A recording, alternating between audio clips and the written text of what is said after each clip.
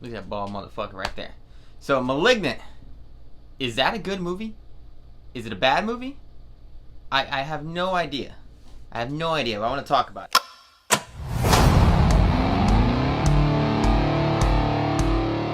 First, like, subscribe.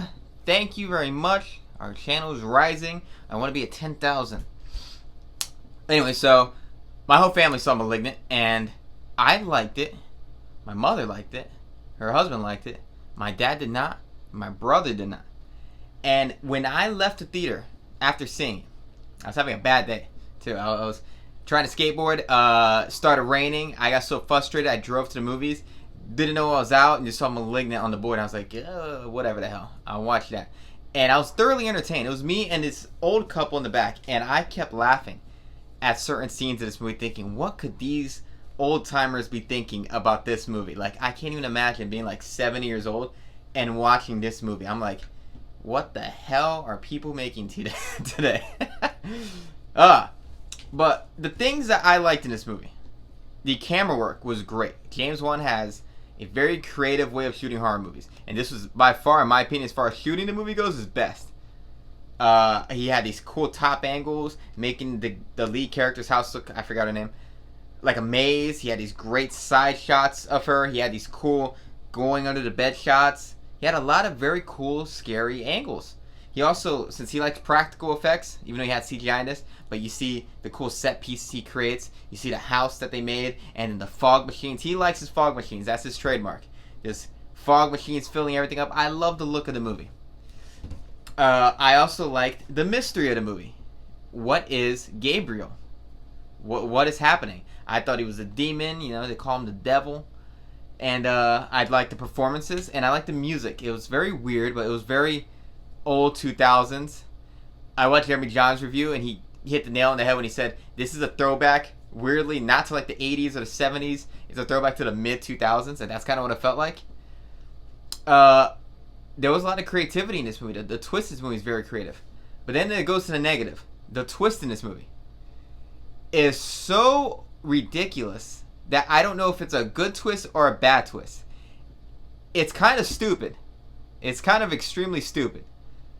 But it's also very creative, and I've never thought of that before. So I was stuck there saying, is this the dumbest thing I've ever seen? Or is this cool? I couldn't tell you. That's why I couldn't tell if it was a good or bad movie. The problem with the twist, though, is it doesn't make anything else make sense.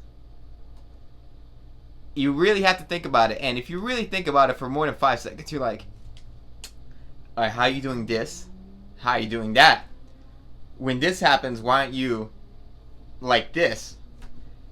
I don't want to spoil it because the movie's still out, but it really is a twist that just doesn't make sense, and I would forgive it in a horror movie. I don't need everything explained to me in a horror movie. Like, let's say The Babadook. They don't explain what the Babadook is.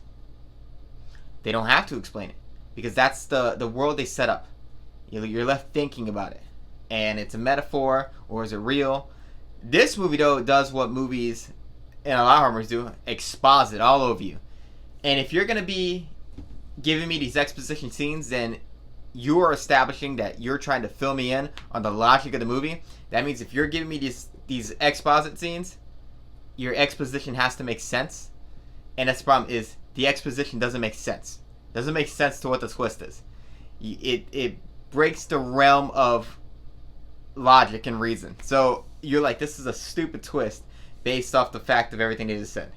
Doesn't make any sense. Like, I get it, I understand it, but then why does this happen? How can you do that? You start pointing out questions.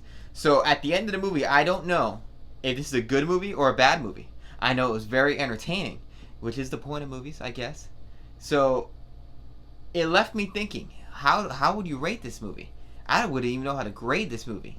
I wouldn't know if I could recommend this movie. I told my dad to watch it, he didn't like it. I told my mom to watch it, she did like it. I'm like, what is it?